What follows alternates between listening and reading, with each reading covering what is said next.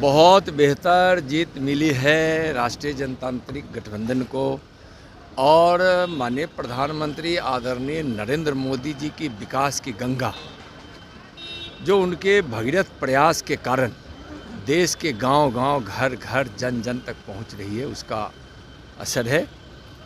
इस देश के लोगों ने माननीय प्रधानमंत्री जी के विकास में विश्वास जताया है। महाराष्ट्र में रिकॉर्ड तोड़ जीत हासिल की है भाजपा और एनडीए ने, और जितने भी उपचुनाव हैं उसमें देखे होंगे कि भारतीय जनता पार्टी ने अपार जीत हासिल की है। यानी कि माननीय प्रधानमंत्री जी के नेतृत्व में लोगों ने विश्वास जताया है। बिहार में चारों की चारों सीट एनडीए जीती है। प्रधानमंत्री जी के विकास की गंगा बिहार के मुख्यमंत्री श्रीमान नीतीश कुमार जी ने घर घर तक पहुंचाया है।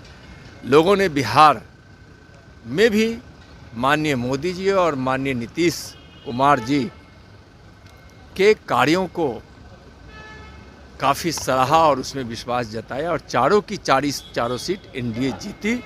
जो सीटें एनडीए के पास नहीं भी थी, आरजेडी के पास और माले के पास थी, उसको भी एनडीए ने जीता है।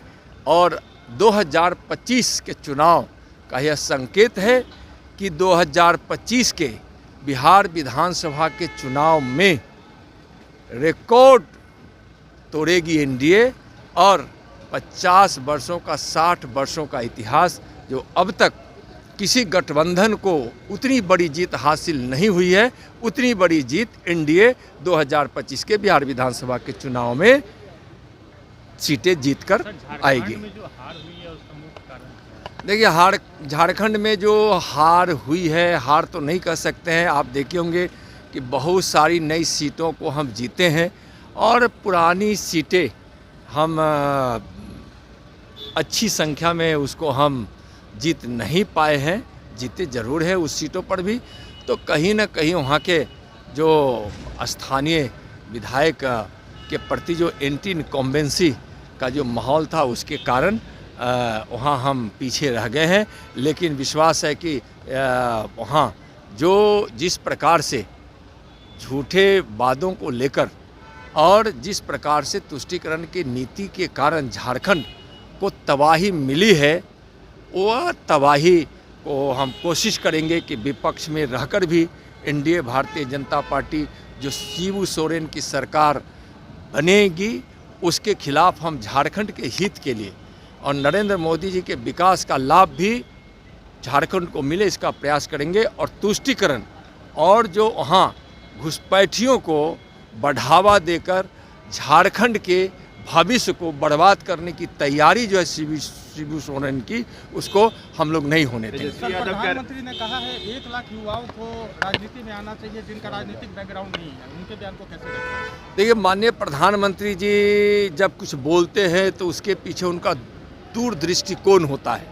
युवाओं को प्राथमिकता देना माननीय प्रधानमंत्री जी के संकल्प में है, सपना में है। आप देखिए होंगे कि इस 10 साढ़े 10 वर्षों में युवाओं को प्राथमिकता माननीय प्रधानमंत्री जी ने दिया है।